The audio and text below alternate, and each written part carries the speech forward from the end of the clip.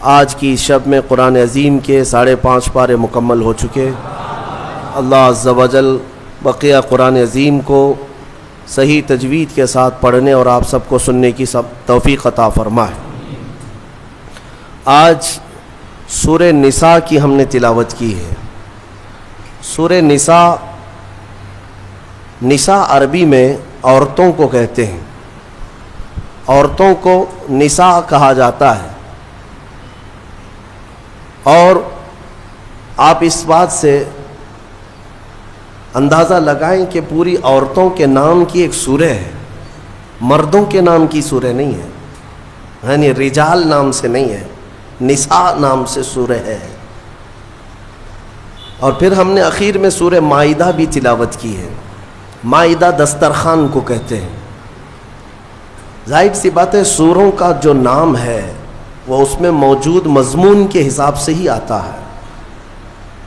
نساء میں عورتوں کے متعلق کچھ بیان آیا ہے، جس کی وجہ سے اس کا نام سورہ نساء، کیونکہ نکاح کے متعلق احکام بتائے گئے۔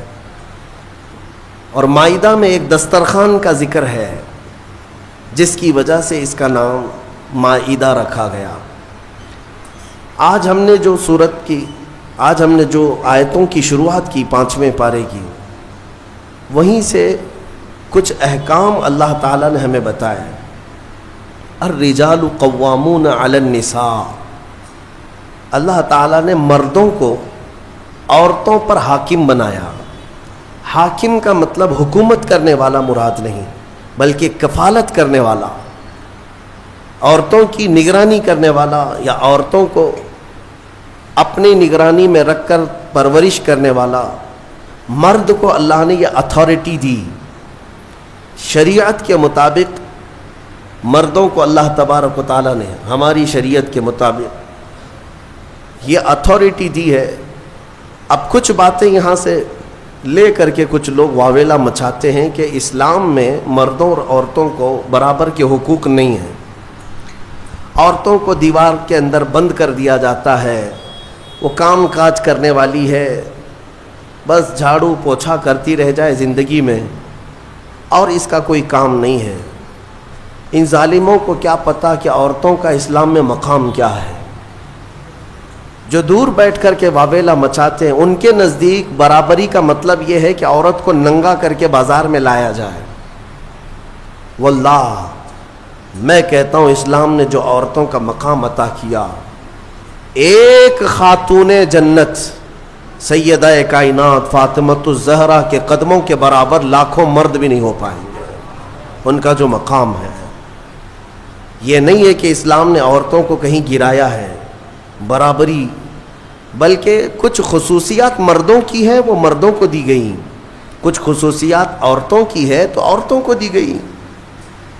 یہ ایکویلٹی نہ ہونے اور برابری نہ ہونے کے جو دعوے کیے جاتے ہیں پوری دنیا میں ہیومن رائٹس یا ویمن رائٹس کے متعلق، کہ عورتوں کے حقوق کے متعلق، ان کو ایسا لگتا ہے کہ اسلام میں عورتوں کو حق نہیں ملا۔ اور یہاں پر بھی تو ہے، ہمارے ملک میں بھی، کہ ہماری عورتوں پر بہت زیادہ رحم کھاتے ہیں ہمارے پی ایم صاحب، کہ مسلمان عورتیں پیڑت ہیں، مسلمان عورتیں پیڑت ہیں۔ پیڑت کا مطلب مظلوم ہے۔ اب وہ پتہ نہیں کون سی مسلمان عورتیں پیڑت ہیں، یا کون سی وہاں پر جا کر کے ان سے شکایت کی ہیں۔ ویسے تو ان کی خود کی عورت بہت سالوں سے پیڑت ہے۔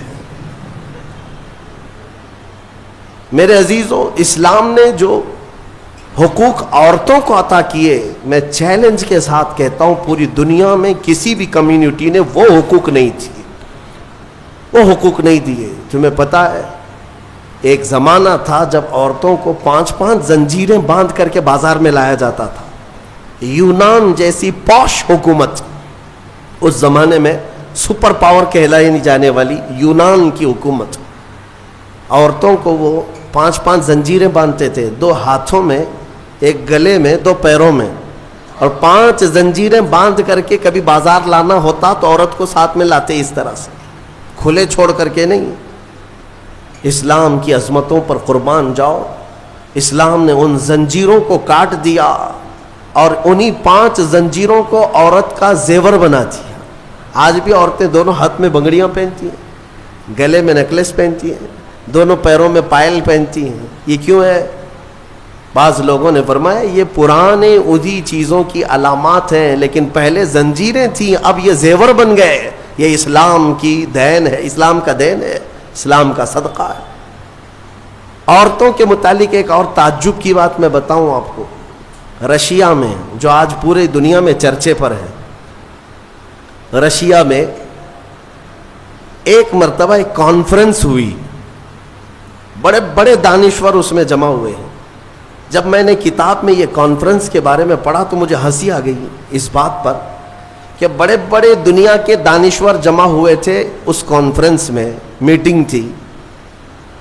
کس ٹاپک پر کانفرنس ہو رہی تھی پتہ ہے آپ کو؟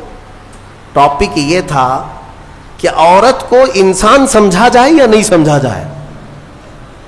بڑے بڑے دانشور بیٹھے ہوئے تھے کہ اس کو انسان سمجھیں یا پھر یہ دوسری مخلوق ہے, اس کے ساتھ جو سلوک کرنا ہے. میرے عزیزو, میٹنگ میں بعد میں یہ طے پایا کہ ہاں ہے تو انسان لیکن ہمارے برابر کی نہیں. یہ وہی اسی دنیا کی بات میں کر رہا ہوں جو آج اپنے آپ کو ویل ایجوکیٹڈ کہتے ہیں یا ماڈرن کہتے ہیں. اسلام پر کیچڑ اچھالنے سے پہلے اپنے دامن میں اگر دیکھ لیتے, تم نے کتنی عورتوں کو جلا کر خاک کر دیا. ستی کی رسم جانتے ہیں؟ ستی کس کو کہتے تھے؟ ہمارے اسی دیش میں یہ رسم پائی جاتی تھی کہ اگر کسی عورت کا شوہر انتقال کر جائے تو عورت کو بھی شوہر کے ساتھ جلا دیا جاتا تھا. ختم, اس کو رہنے کا حق نہیں. بعد میں چل کر کے اس رسم کو تھوڑا سا کم کر دیا گیا اور کہا اب جلائیں گے نہیں لیکن ودوا کو جنگل میں چھوڑائیں گے. اس کو معاشرے میں رہنے کا حق نہیں ہے, اس کو جنگل میں چھوڑائیں گے, آبادی سے باہر رکھیں گے, اس لیے کہ ودوا اگر آئے گی تو یہ اپشگن ہوگا. آج بھی ہے یہ ناٹک, آج بھی ہے. اگر کوئی بیوہ عورت مجمع میں آ جائے تو اس کو اپشگن سمجھتی ہیں. آج کے بھی کئی معاشرے موجود ہیں. لیکن اسلام پر انگلی اٹھانے والے پہلے پڑھو اسلام کو. میرے آقا صلی اللہ تعالی علیہ وسلم نے 10 شادیاں فرمائی جس میں سے 9 عورتیں ایسی ہیں جو سب کی سب بیوہ تھی. بیوہ کو میرے آقا صلی اللہ تعالی علیہ وسلم نے نکاح کے ذریعے سے اپنا کر کے دنیا کو یہ بتایا کہ بیوہ اپشگن نہیں ہوتی, بلکہ اگر تم نے اس کو اپنا لیا تو اس کی بدولت اللہ تمہاری دعائیں قبول کرتا. بیوہ کو اس طرح سے نکال کر کے باہر کر دینا, یہ سب مجھے حیرت ہوتی ہے. آج وہ لوگ ہمیں عورتوں کے حقوق سکھانے آئے ہیں جو کتنی تو عورتوں کو جلا دیے, کئی عورتوں کو بے یار و مددگار چھوڑ دیا, زندگی پر ان کے لیے شادی کرنا حرام کر دیا. ایک بار شوہر مر گیا تو دوسری بار شادی نہیں کرنا. وہ لوگ ہمیں عورتوں کے حقوق سکھا رہے ہیں کہ عورتوں کے حقوق کیا ہوتے ہیں. جو زنجیریں ڈال کر کھینچتے تھے وہ ہمیں عورتوں کے حقوق سکھا رہے ہیں. حیرت نہیں ہے؟ یہ مسئلہ ایسی ہی ہے کہ اگر شیطان آپ کو نماز کے لیے بلانے آ جائے, اس سے یہ پوچھو تم کب سے شریف ہو گئے. تو یہ دنیا ایسی ہے جنہوں نے عورتوں پر ظلم کا ایک ننگا ناچ ناچا ہے, اور وہ ہمیں آج بتاتے ہیں ویمنز رائٹس ہیں, عورتوں کے حقوق ہیں. عورتوں کے حقوق الحمدللہ میرے مصطفیٰ نے بتائے ہیں. ہاں, کل بھی میں نے بتایا تھا اگر گھر میں بیٹی پیدا ہو تو رسول پاک صلی اللہ علیہ وسلم نے اسے جنت کی بشارت عطا کی. اور پھر اتنا ہی نہیں, اسی خاتون کو ہی تو دیکھیں, اللہ کے حبیب صلی اللہ علیہ وسلم نے بڑی ہو گئی, اگر اس کے بچے ہو گئے تو بچوں کو کہا گیا تیری ماں کے قدموں کے نیچے تیری جنت ہے. الجنت تحت اقدام الامہات, ماؤں کے قدموں کے نیچے جنت بنا دیا. کون ہے اس قدر بلند مقام عورتوں کو؟ کس نے دیا؟ اسلام نے دیا. عورتوں کے حقوق کے سلسلے میں جو واویلا مچاتے ہیں, ایکویلٹی نہیں ہے اسلام میں, برابری نہیں ہے. برابری کا مطلب وہ لوگ یہ سمجھتے ہیں کہ عورت کو کھلے عام آزاد چھوڑ دینا چاہیے, اس پر کوئی پابندی نہیں ہونی چاہیے. باہر نکال کر کے لاؤ, کپڑے اتار کر کے لاؤ, اس کے چھوٹے کپڑوں پر کچھ بھی بات مت کرو. اس کو وہ ایکویلٹی کہتے ہیں, یہ برابری ہے. مرد جب باہر گھوم سکتا ہے تو عورت کیوں نہیں گھوم سکتی؟ ان کا مطلب یہ ہے کہ مرد اگر ایک سے زیادہ عورت سے شادی کر سکتا ہے تو عورت کیوں نہیں کر سکتی؟ یہ بھونڈے اعتراضات ان کے لیے، یہ بے سر و پیر کے اعتراضات، سوالات ہوتے ہیں. میں ان کو ایک اچھا مشورہ دیتا ہوں، عورتوں سے برابری کرنا ہے. ظاہر سی بات ہے، برابری ہر چیز میں ہونی چاہیے، ہر چیز میں ہونی چاہیے. عورتوں کے ساتھ برابری کرنے میں شادی کر لو، ایک سال بچہ وہ جنے گی، دوسرے سال تم بچہ جنو. ایک سال وہ حمل کی تکلیف اٹھائے گی، دوسرے سال تم حمل کی تکلیف اٹھاؤ. بھائی ساری تکلیفیں عورت کو ہی کیوں؟ ہو سکتا ہے یہ پاسبل ہے. تو تمہیں پتہ ہونا چاہیے کہ ہر مخلوق کی اللہ نے کچھ خصوصیات رکھی ہیں. مرد کی اپنی خصوصیات ہے، عورت کی اپنی خصوصیات ہے. ان کی بناوٹ میں بھی اللہ تبارک و تعالیٰ نے فرق رکھا ہے. مرد کے ہاتھ عورت کے ہاتھ کی طرح نہیں، مرد کا جسم عورت کے جسم کی طرح نہیں. ساری چیزوں میں فرق موجود ہے. اسی لیے قرآن نے مردوں کو کمانے کا حکم دیا اور عورت کو امور خانہ داری اور بچوں کی تربیت کا حکم دیا. جس کی جیسی کیٹیگری ہے ویسے اسلام نے حکم دیا. اس چیز کو لے کر کے یہ اسلام پر اعتراضات کرتے ہیں. آج پاکستان کی سڑکوں پر کچھ عورتیں بینر لے کر کے اتری اور اس بینر پر یہ لکھا ہوا ہے کہ میرا جسم میری مرضی، کہ ہمیں آزاد چھوڑ دیا جائے. چار دیواری ہمارا گھر نہیں ہے، پوری دنیا ہماری ہے. یہ وہ جانور عورتیں ہیں جنہیں جنگل چاہیے، جنگلیوں کی طرح سے وہ زندگی جینا چاہتی ہیں. یہ سارے خیالات کس نے ان کے ذہنوں میں ڈالے؟ یہ وہی دنیا جو ہمارے معاشرے کو تباہ و برباد کرنا چاہتی ہے. میں اپنی بچیوں سے کہنا چاہتا ہوں، ان کے میٹھے چپڑے نعروں میں مت آنا، یہ تمہیں کہیں کا نہیں چھوڑیں گے. آج جاؤ یورپ کو جا کر دیکھ لینا، امریکہ کو جا کر دیکھ لینا، وہاں پر پورا نظام درہم برہم ہے. جو پوش کہتے ہیں نا، وہ صرف اور صرف پیسے میں پوش یا پھر عیاشی میں پوش نظر آتے ہیں. اخلاق جو انسان کے ہیں وہ مر چکے ہیں، مر چکے ہیں. پرسنٹیج کے اعتبار سے دیکھا جائے تو اب میں ایگزیکٹ نہیں بتا پاؤں گا، لیکن بہت زیادہ پرسنٹ ایسا ہے کہ وہاں شادی کا نظام ہی ختم ہو چکا ہے. شادی کا نظام ہی نہیں. لڑکا کسی بھی لڑکی کے ساتھ زندگی گزارتا رہے، بچہ ہو جائے، دو ہو جائیں، اس کے بعد دونوں کہتے ہیں اب شادی کر لیں ہم لوگ. ایک دو بچے ہونے کے بعد پلان کرتے ہیں کہ شادی کر لیا جائے. اس وقت تک شادی ہی نہیں ہوتی. اگر انڈرسٹینڈنگ ٹھیک رہی تو آگے شادی کر لیں گے 2 بچے کے بعد، نہیں تو پھر چھوڑ کر کے پھر کسی اور کے ساتھ. وہاں کے اکثر بچوں کو یہ پتہ ہی نہیں ان کا اصلی باپ کون ہے. 2 3 کے ساتھ اس طرح کی زندگیاں گزرتی رہیں. میرا دین یہ نہیں ہے. میرے دین کی خصوصیت یہ ہے کہ اسلام نسب کی حفاظت کرتا ہے، نسب کی حفاظت کرتا ہے. آپ کو پتہ ہے اسلام کا یہ جو نظام ہے، ایک انگریز نے کہا، اس نے ریسرچ کر کے کہا، عورت کو اگر کسی نے طلاق دے دیا، توجہ چاہتا ہوں، اگر کسی نے طلاق دے دیا تو اس کی عدت کیا ہے؟ وہ عورت دوسرے مرد سے اگر نکاح کرنا چاہے تو کب کرے گی؟ ادھر فوراً زید نے طلاق دے دیا، دوسرے دن دوسرا شادی کر سکتا ہے؟ عدت ہے نا، آپ کو پتا ہے عدت کیا ہے؟ یہ عدت کیا ہے؟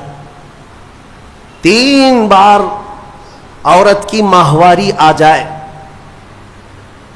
طلاق کے بعد 3 بار عورت کا حیض آ کر ختم ہو چکا ہو، 3 بار حیض آیا اور 3 بار وہ پاک ہوئی، تب اس کی عدت ختم ہو گئی. اب وہ چاہے تو کسی اور سے نکاح کر سکتی.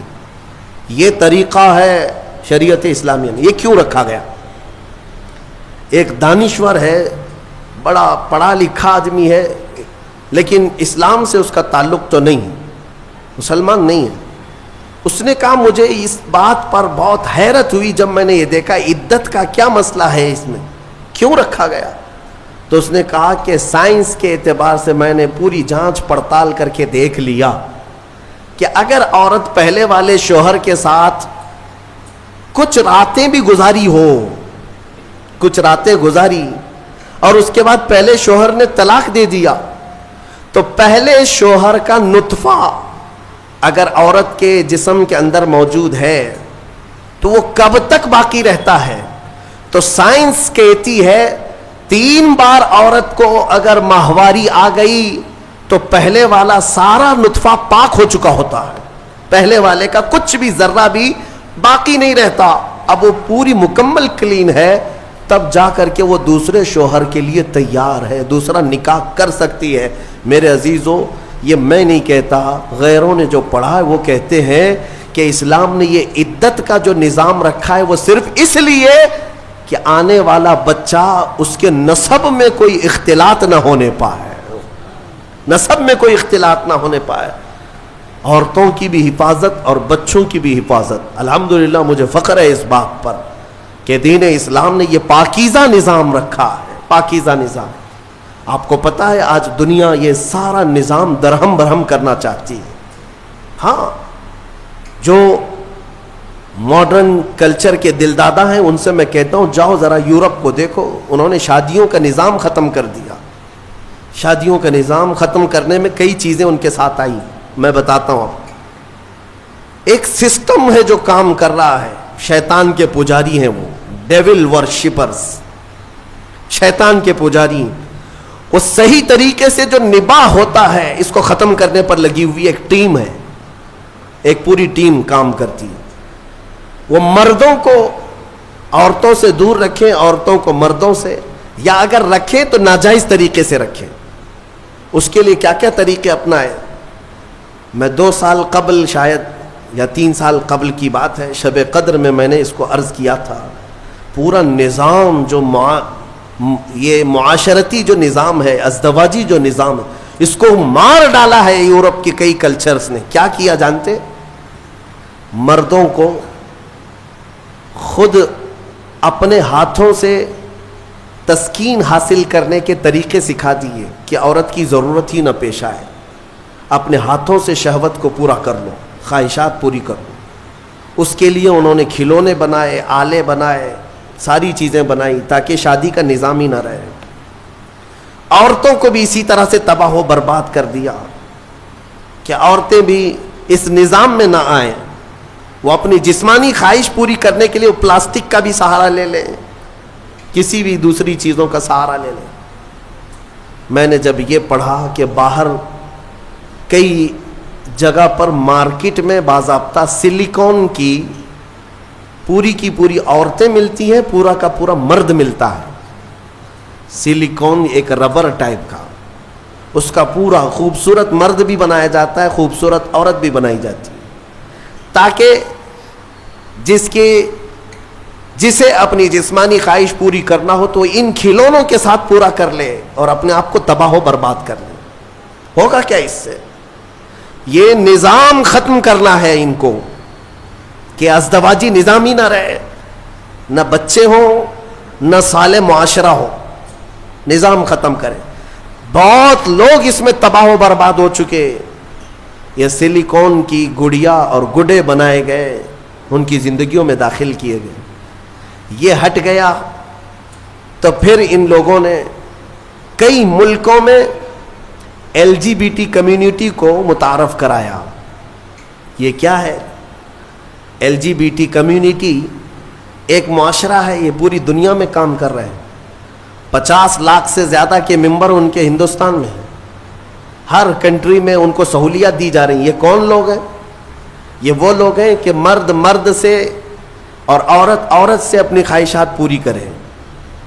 ہومو سیکسولیٹی، گےازم، لیزبین، ٹرانسجینڈر، یہ ایک پوری کمیونٹی بنی ہے کہ شادی کا نظام ہی نہ رہے، مرد مردوں سے اپنی خواہشات پوری کر لے، عورت عورتوں سے اپنی خواہشات پوری کر لے۔ یہ قوم لوط کی بلا،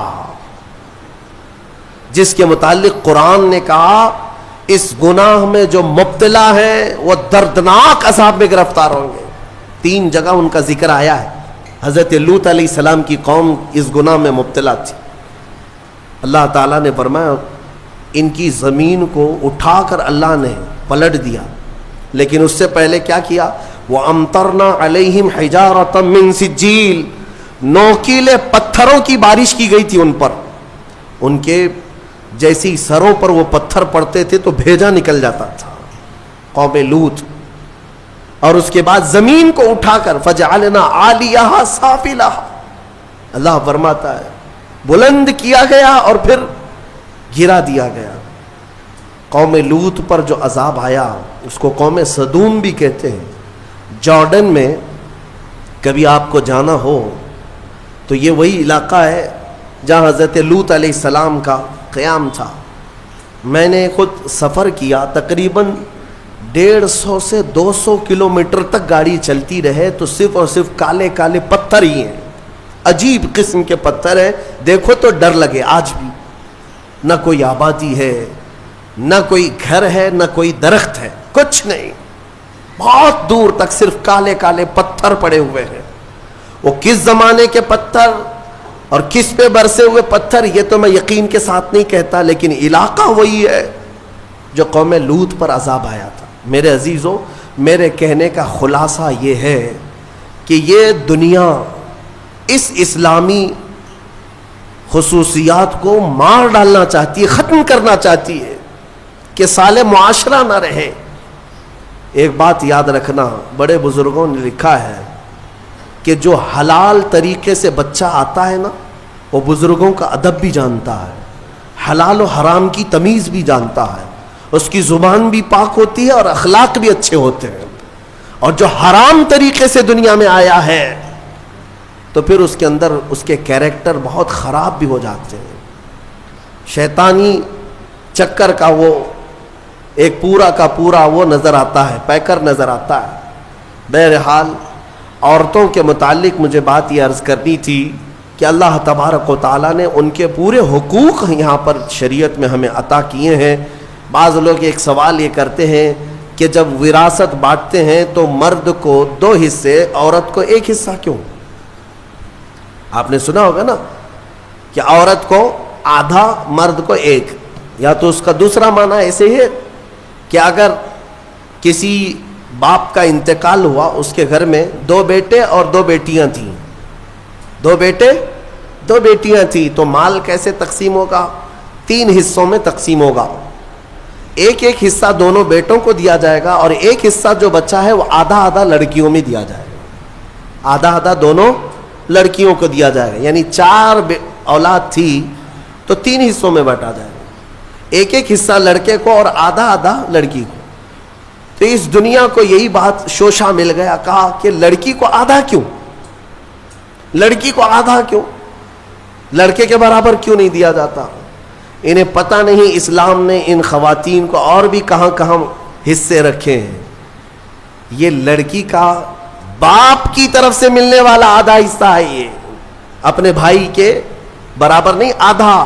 لیکن جہاں یہ نکاح کر کے جاتی ہے اس کے شوہر سے بھی اس کو وراثت دی گئی ہے، عورت کو اس کے شوہر کے گھر سے بھی وراثت ہے، باپ کے گھر سے بھی وراثت ہے۔ یہ دنیا کہتی ہے کہ ہم نے عورتوں کے حقوق مارے ہیں، تم وراثت کے احکام پڑھے کہاں ہو، معلوم کہاں ہے؟ عورتوں کو مکمل پورے تحفظات کے ساتھ شریعت نے حقوق عطا کیے۔ بہرحال اللہ تبارک و تعالی ہمیں سمجھ عطا فرما ہے۔ یہ سورہ نساء کے متعلق جو باتیں تھی وہ عرض کیا۔ ایک بات میں آپ کو بتا دوں، قرآن پاک نے فرمایا وَإِنْ خِفْتُمْ شِقَاقَ بَيْنِهِمَا، اکثر ایسا ہوتا ہے کہ شوہر بیوی میں جھگڑے ہوتے ہیں، اور ان جھگڑوں کا ذکر قرآن میں جب آیا ہے کہ اگر تمہیں خوف لگتا ہے کہ دونوں میں نہیں نبھ پائے گا، دونوں جم نہیں رہی ہے، شوہر کی اور بیوی کے ساتھ، بیوی کی شوہر کے ساتھ، کئی زندگیاں ایسی ہیں روز لڑائیاں، روز جھگڑے، یا پھر آگے نہیں چلنے جیسی صورت بنتی ہے، تو کیا کرے؟ اللہ فرماتا ہے فَبْعَثُوا حَكَمًا مِّنْ أَهْلِهِ وَحَكَمًا مِّنْ أَهْلِهَا، اللہ تعالیٰ نے فرمایا عورت کی طرف سے ایک سمجھ بوجھ رکھنے والا آدمی آئے اور مرد کی طرف سے بھی ایک سمجھ بوجھ رکھنے والا آدمی آئے۔ ان یریدا اصلاحا یوفق اللہ بینہما، اگر دونوں خاندانوں سے ایک ایک آدمی بیٹھ گیا اور ان دونوں کی نیت اصلاح کی ہے تو رب فرماتا ہے اللہ ان کے دلوں میں محبت پیدا کرے گا. ہاں یہاں تو لڑکی کی اماں پہلے سے بیٹھی ہوئی نہیں, طلاق ہی چاہیے میری بیٹی کو, واپس بھیجو گھر. اصلاح کی نیت کا ہے. آدھی لڑکیوں کے گھر کو توڑنے میں ان کی ماؤں کا ہی ہاتھ ہے, زبردستی کا. میرے عزیزو, شادی کے بعد ایک زندگی جو ہے یہ کیسی ہے؟ شوہر اور بیوی دونوں کو قرآن نے کہا ہن لباس لکم وانتم لباس لہن. عورتیں تمہارے لیے لباس ہے اور تم عورتوں کا لباس. لباس سمجھتے ہیں نا کیوں پہنا جاتا ہے؟ لباس بدن چھپانے کے لیے پہنتے ہیں, ٹھنڈی گرمی سے بچنے کے لیے پہنتے ہیں. تو تم عورتوں کا لباس ہو, اس کا مطلب یہ ہے کہ عورتوں کے عیبوں کو تم چھپاؤ گے اور تمہارے عیبوں کو عورتیں چھپائیں گے, ایک دوسرے کے عیب کو باہر نہیں نکالے. اور اسی طرح عورتوں کی تکلیف آئے تو تم سہارا بن کر کھڑے ہو جاؤ, اور مرد کی تکلیف آئے تو عورت سہارا بن کر کھڑی ہو جائے.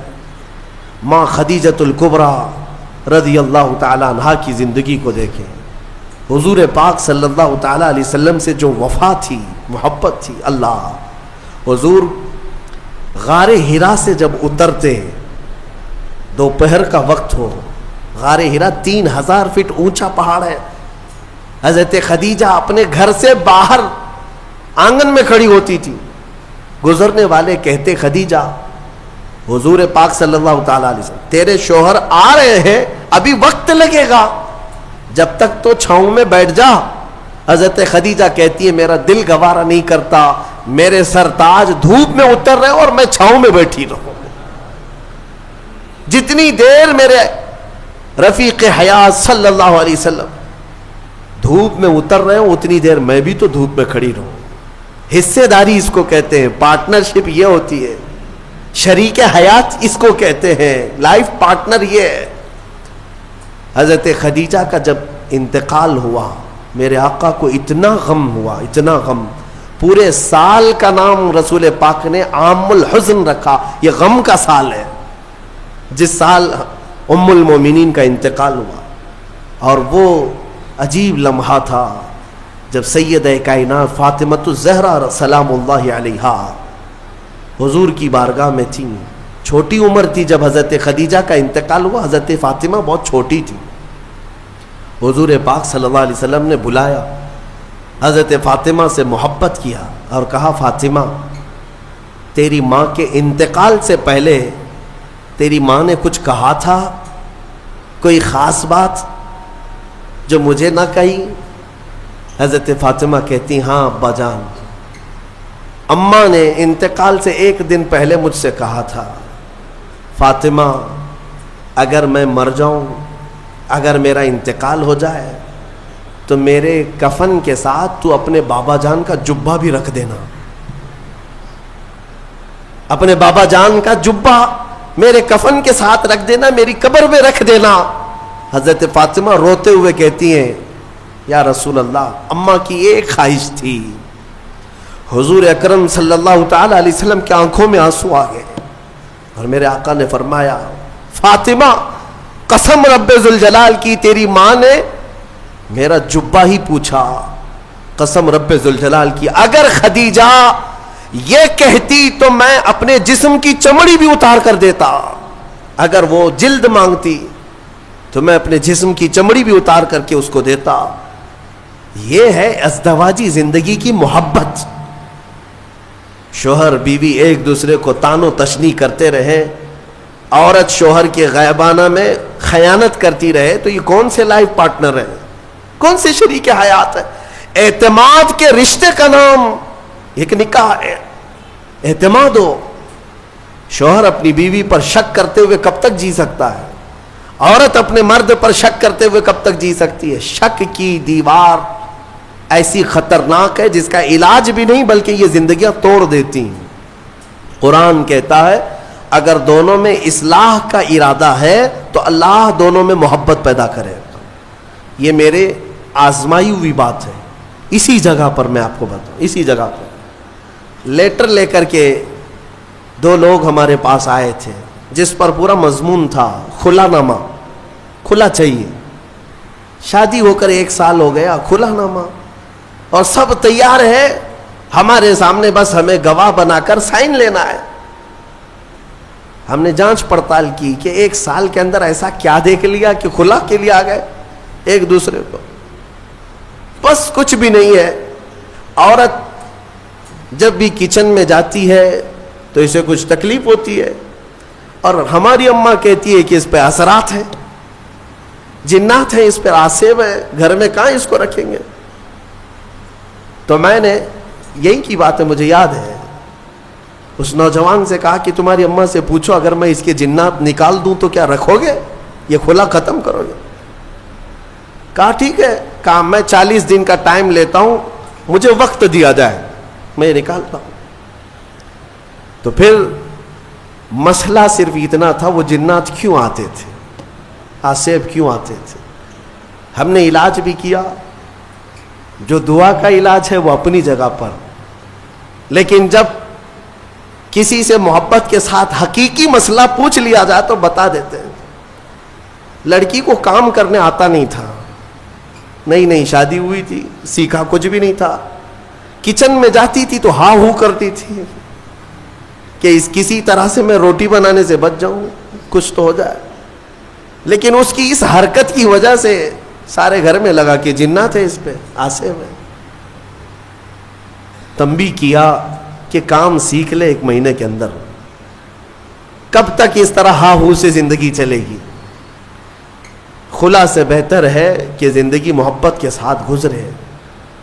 ہو سکتا ہے نصیحت کام آ گئی، 1 مہینے کے بعد دونوں واپس آئے اور اس خلا ناموں کو ہمارے سامنے پھاڑ دیا، کہا نہیں دونوں میں اتفاق ہے، ہم رہ سکتے ہیں، آج تک الحمدللہ وہ جوڑا سلامت ہے۔ اصلاح کی اگر نیت ہو، قرآن کہتا ہے کہ دونوں میں اللہ محبت خود پیدا کرے گا۔ توڑنے کے لیے سب سے پہلے بیٹھے ہوئے ہیں، سب سے پہلے توڑنے کا ارادہ ہے۔ عزیزان گرامی، اب یہاں چلتے ہوئے میں ایک بات اور بھی بتا دوں، ازدواجی زندگی ایک چیلنج ہے مردوں کے لیے بھی۔ میں کہتا ہوں کبھی کبھار شادی کرنے کے بعد جو ہے مرد رکشہ بن جاتا ہے، ہاں 3 ٹائر والا رکشہ ہوتا ہے، رکشے میں 3 ہی ٹائر ہوتے ہیں، ایک طرف ماں ہوتی ہے، ایک طرف بیوی ہوتی ہے۔ رکشے والے کو معلوم ہونا چاہیے زور سے اگر گھمائے گا تو پلٹی ہوتی ہے، اس کو گھمانا نہیں چاہیے بہت تیزی سے اگر رکشہ گھمایا تو یا تو ادھر پلٹی ہوگا یا ادھر پلٹی ہوگا۔ تو اتنی بات یاد رکھو، رکشہ چلانے والوں سے پوچھ لو کیسے گھمانا چاہیے، کیسے چلنا چاہیے۔ تو آپ بیلنس برقرار رکھو اپنی ماں اور بہنوں میں اور اپنی بیوی میں، دونوں میں۔ عورتیں ہیں، عورتوں کا مزاج ہے، ان کی فطرت میں ہے، ایک دوسرے کے ساتھ ان کے معاملات ہوتے ہی رہتے ہیں۔ آپ کو میں کیا بتاؤں، حضور پاک صلی اللہ تعالی علیہ وسلم کی 10 بیویاں ہیں، میرے آقا نے ان کے درمیان کیسے عدل قائم رکھا، کیسے عدل قائم رکھا۔ تو بہرحال ازدواجی زندگی ایک چیلنج ہے، اور جس نے صبر کر لیا اس پر اجر بھی ہے، اس پر اجر ہے۔ حضور پاک صلی اللہ تعالی علیہ وسلم کی حدیثوں کا ایک مفہوم یہ بھی ہے کہ عورت ٹیڑھی پسلی سے پیدا کی گئی، اسے تم پورا سیدھا کرنے کی کوشش نہ کرو ورنہ یہ ٹوٹ جائے گی۔ تم اسے فرشتہ دیکھنا چاہتے ہو، عورت کو ہر مرد یہ چاہتا ہے اتنی پاک ہونا چاہیے، اتنی پاک ہونا چاہیے، خود ناپاک رہے چلے گا۔ عورت بھی انسان ہے، اس کو اسی اعتبار سے رکھا جائے، وہ جس قدر تمہاری فرمان بردار ہے بہت ٹھیک ہے۔ اچھا، اور ایک حدیث میں آپ کو بتاؤں، دنیا میں اگر اللہ تبارک و تعالیٰ نے دنیاوی نعمتوں میں سب سے اچھی نعمت اگر کسی کو دیا تو وہ کیا ہے؟ بڑا گھر کسی کو ملا، نعمت ہے، دولت ملی وہ بھی نعمت ہے، اولاد ملی وہ بھی نعمت ہے، لیکن میرے آقا نے فرمایا اگر کسی کو نیک بیوی مل گئی تو اللہ کی سب سے بڑی نعمت ملی ہے، آدھی دنیا اس کو مل گئی، آدھی دنیا۔ اور اگر نیک نہیں ملی تو آدھی جہنم تو یہی ہو گئی ہے، ہاں سارا کا سارا اس کا نظام ٹھپ ہو جاتا ہے۔ ایک حکیم صاحب کے بارے میں نے پڑھا تھا، وہ آپ کو بھی میں بتا دوں۔ اکثر گھروں میں جو جھگڑوں کی ابتدا ہوتی ہے یہ زبان کی، عورتوں کی زبان کینچی کی طرح چلتی رہتی ہے. وہ کچھ عورتیں یہ عہد کر کے بیٹھی ہیں کہ جواب تو دینا ہی ہے, جواب تو دینا ہی ہے, چھپ کیوں رہے؟ شوہر بولتا ہے تو کچھ تو جواب دینا ہے. شام میں آتا ہے تھکا ہارا, کچھ بھی 19-20 ہوا تو جھگڑے شروع ہوئے. دن بھر جو ٹریننگ ملی ہے اماں کے طرف سے, فون میں پورا سب ٹریننگ لے چکی ہے, شام میں جو ہے کیا کیا بولنا ہے وہ سب پتہ ہے. اسی لیے میں اپنی بچیوں سے کہتا ہوں اگر نکاح کے بعد سسرال میں جا چکی تو اسی کو اپنا گھر سمجھ لو. تمہارے شوہر کے ماں باپ تمہارے ماں باپ ہیں, تمہارے شوہر کی بہنیں اور بھائی تمہارے بھائی بہنیں ہیں. اس کے بعد ایک مٹھاس تم محسوس کرو گے. ایک حکیم صاحب کے بارے میں, شوہر بیوی بہت لڑ رہے تھے, جہنم بن گئی زندگی. اس نے آ کر کے کہا کہ جتنا پیسہ لگتا ہے لے لیجئے, میرا علاج کر دیجئے اس عورت کا. کام مہنگا ہے علاج, 40 دن کا کورس ہے, میں دوائی بناتا ہوں اور پھر دونوں کو بھی دیتا ہوں. اگر دوسری نہیں لے تو کم سے کم تو لے لے, 40,000 کا خرچہ بھی ہے. کہا چلے گا. اس کی زبان سے تو بہتر ہے 40,000 خرچہ کر لوں. روز جو چپڑ چپڑ چپڑ جو چلتی ہے, پورا دماغ ادھر کا ادھر ہو جاتا ہے. انہوں نے کہا ٹھیک ہے میں دوا بناتا ہوں اور اس کے بعد اس کا طریقہ استعمال کا بھی بتاتا ہوں. دوسرے دن وہ پیسے بھی بھر دیا ایڈوانس. انہوں نے دوا بھی بنا کر رکھی, گولیاں تھیں جڑی بوٹیوں کی. کہا کہ 2 گولیاں روزانہ رات کو لینا ہے, شوہر بیوی کے تعلقات صحیح کرنے کے لیے, جھگڑے صحیح کرنے کے لیے. وہ نہیں کہہ رہا ہوں کہ میں معجون لینا ہے, یہ الگ ہے. جھگڑا نہ ہونے کے لیے بھی دوا دے رہے تھے حکیم صاحب. تو اس کا طریقہ یہ تھا کہ منہ میں گولی رکھ کر 1 گھنٹہ تک چوسنا ہے اور خاموش رہنا ہے جیسے گھر میں جائے. تو ان کو طریقہ دے دیا, 2 گولیاں یہ جیسی رات کو گھر جاتے ہیں منہ میں رکھے بیٹھے رہتے ہیں. خاتون آگ بگولا رہتی, اتنا لیٹ, سب کی فکر ہے ہماری ہی نہیں ہے. دوستوں کے ساتھ فلاں کے ساتھ اتنا ٹائم کیے, کہاں گئے؟ کچھ بھی جواب نہیں, گولی منہ میں ہے. جواب دیتا تو جواب کا جواب آتا, پھر جواب کا جواب ادھر سے ہوتا. اب مجبور تھا بیچارہ, گولی تھی. اس کو جتنا چلانا تھا چلائی. کہا کہ ٹھیک ہے میں بھی دیکھ رہا ہوں مجھے اس طرح سے نگلیکٹ کر رہے ہو, میں کوئی انسان نہیں ہوں, میرے سے بات بھی نہیں کر رہے ہو. 2 گھنٹے کے بعد تو وہ تو ویسی ہی شانت ہو چکی تھی, گولی بھی پگھل چکی تھی. لیکن جب شانت ہو گئے تو رات اچھے سے گزر گئی. دوسرے دن پھر رات کو آئے, پھر منہ میں گولی تھی. آج پھر وہ چلانے لگی. لیکن عورت کو شک ہونے لگا کہ اچانک یہ سدھر کیسے گیا. دونوں رات کو جھگڑا کرتے ہی تھے, لیکن کل سے دیکھ رہی ہوں جواب بھی نہیں دے رہا, کچھ بھی بول رہی ہوں جواب نہیں دے رہا. تو خاموش رہی. تھوڑا ہی آج چلائی, اور اس کے بعد اس کو ڈر لگنے لگا کہ کہیں طبیعت خراب ہو گئی ہو. تیسرے دن پھر گولی رکھ کر کے آئے. عورت نے آج چلایا تو اسے سیریس لگنے لگا کہ آج بھی جواب نہیں دے رہا, اس کا مطلب طبیعت خراب ہے. قریب آئی اور کہا ارے میرے سرتاج بتاؤ تو صحیح, کیا تکلیف ہے آپ کو؟ 2 دن سے بالکل منہ چھپ کر کے بیٹھے ہو گھر میں, رونق ختم ہو گئی گھر کی, کچھ تو بولو. کہا نہ, گولی ہے منہ میں. کافی دیر تک 1 گھنٹہ 2 گھنٹہ. تو تیسرے دن جو ہے جب بات ہی نہیں کیا, خاموش, تو عورت کی طبیعت بے قرار ہو گئی. گئی سیدھے. دیکھیں میں آپ کو بتاتا ہوں یہ جھگڑے ہوتے ہیں لیکن محبت اندر رہتی ہے.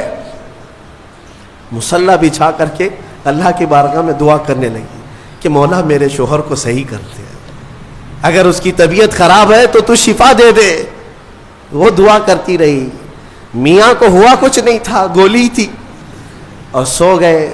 چوتھے دن وہ پیر پکڑ کر بیٹھی. بتاؤ تو صحیح, پیر دباؤں کہ سر دباؤں, کیا خدمت کروں, کیا کھانا پسند کرو گے, میٹھا لوگے, فلاں کیا بناؤں تمہارے لیے. شوہر کو لگا حکیم صاحب کی دوائی تو بہت کام کی ہے, بہت کام کیے، 3 دن کے اندر مزاج بدل دیا. گولی میں کھا رہا ہوں، اثر بھی بیگم کو ہو رہا. پھر اس کے بعد حکیم صاحب کے پاس پیسے پورے لے کر کے گئے، کہا کہ 3 دن میں ہی گولیاں بہت اثر دکھائی ہیں، 40 دن کے کورس میں پتہ نہیں اور کیا ہونا ہے، آپ پورے پیسے لے لیں، آپ کا بڑا احسان ہے. گھر شانت ہو گیا. میری بیوی میری محبت میں پاگل ہے، جو میری مرضی ہے وہ کرنے کو تیار ہے. حکیم صاحب سے پوچھا کہ اتنا لاجواب علاج آپ کے پاس آیا کیسے؟ کون سی جڑی بوٹیاں ہیں، کون سے پہاڑ سے لے آئے ہو؟ حکیم صاحب نے کہا بیوقوف، کچھ نہیں، میدے کے آٹے کی گولیاں ہیں، کچھ بھی نہیں ہے اس کے اندر. میدے کے آٹے کی گولیاں بنا کر، بات صرف مجھے اتنی علاج کرنا تھا کہ دونوں میں سے کسی ایک کا منہ چھپ ہو جائے، علاج ویسے ہی ہو جائے گا. ان حکیموں نے حکمت کے ذریعے سے جو علاج کیا، یہ لطیفہ نہیں ہے، یہ اکثر زندگیوں کی حقیقت ہے.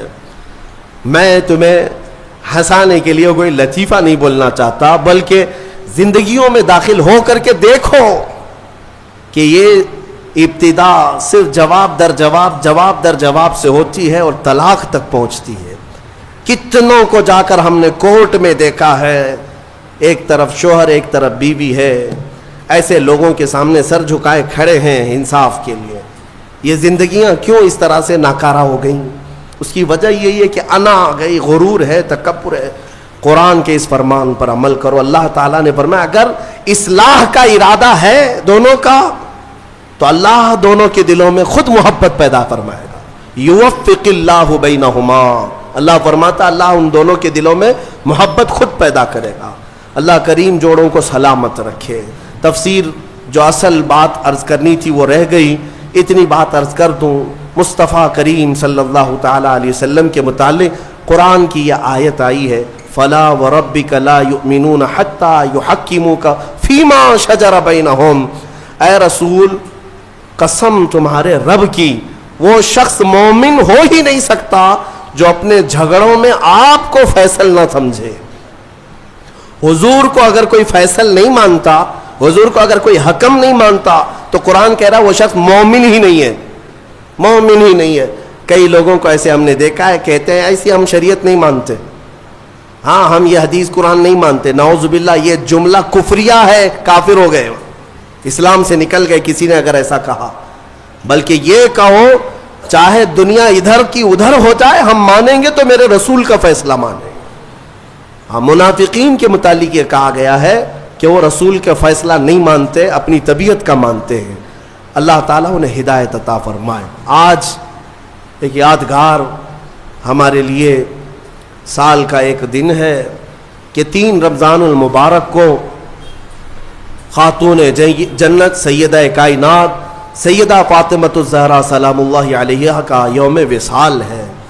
وہ دختر رسول، نور نظر رسول، مصطفیٰ کریم صلی اللہ تعالیٰ علیہ وسلم کے دربار کی وہ لاڈلی بیٹی، جن کے متعلق بزرگوں نے لکھا ہے کہ اگر کسی کو کبھی کوئی دعا قبول نہ ہوتی نظر آئے تو وہ سیدہ فاطمۃ الزہرا کا وسیلہ لے کر دعا کرے، مولا دعا قبول کرے گا.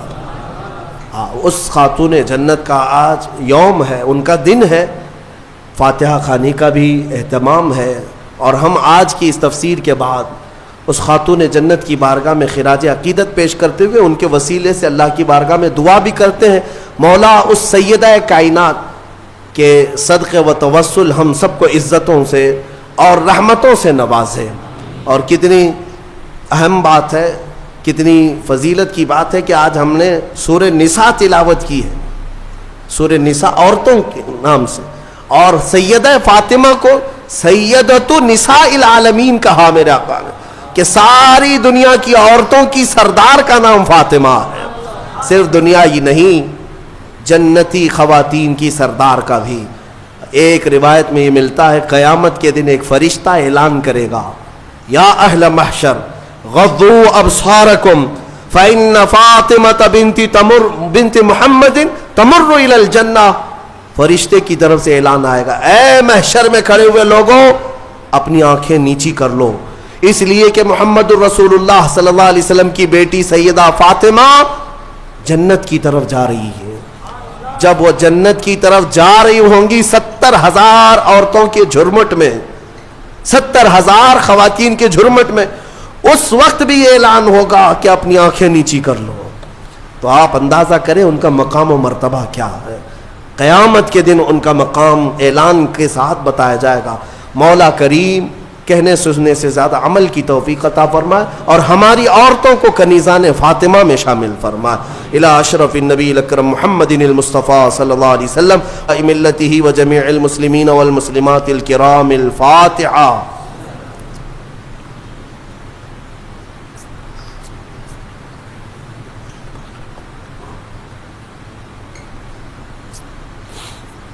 یا اللہ یا رحمان یا رحیم دل ہمارا کن مستقیم بحق ایاک نعبد و ایاک نستعین.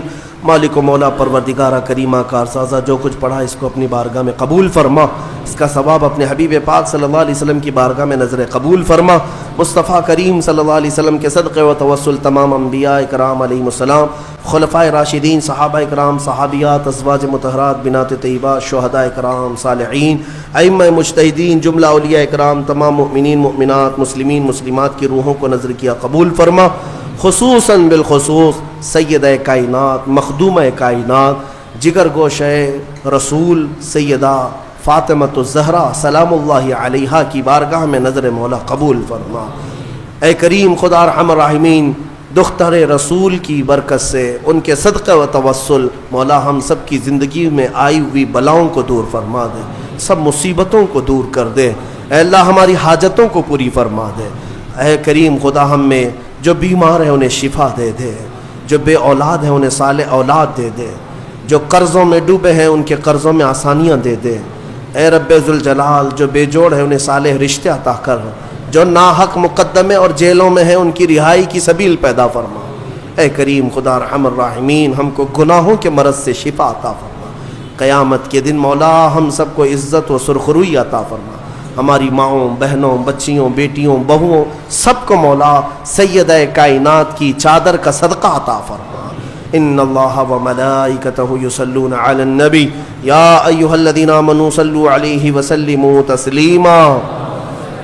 اللہم صل علی سیدنا محمد معدن الجود والکرم وآلہ واصحابہ الکرام وابنہ الکریم وبارک وسلم. سبحان ربک رب العزة عما یصفون وسلام علی المرسلین والحمد للہ رب العالمین.